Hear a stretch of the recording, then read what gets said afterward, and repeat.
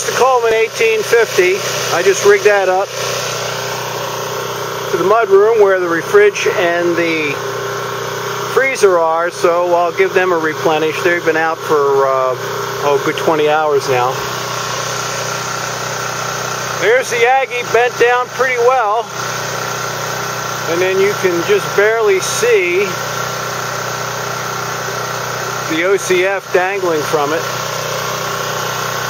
That went down the windstorm a few weeks ago, but I haven't been able to get to it. But look at this. This is my main fastening point for the feed point of the OCF. And this maple tree is bent over just about 90 degrees.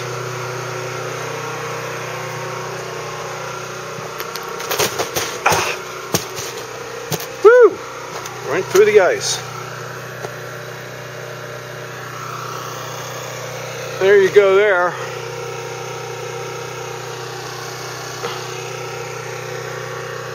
Not too pretty good.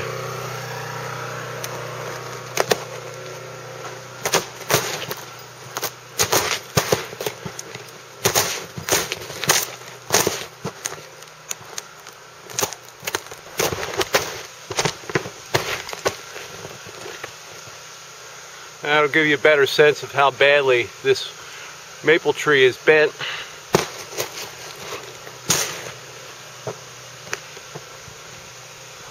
And how much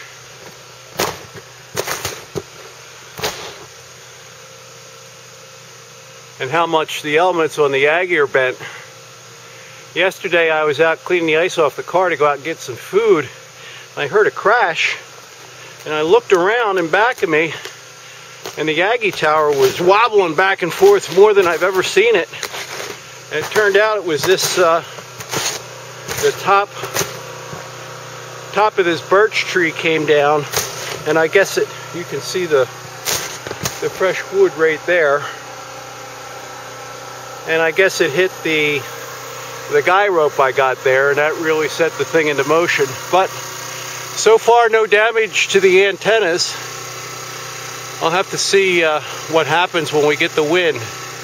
Just got my fingers crossed at this point. I think I'll try to let down the feed point for the OCF, although I think it's probably frozen, but that might relieve the maple tree a little bit, because I really don't want it to crash down on the roof.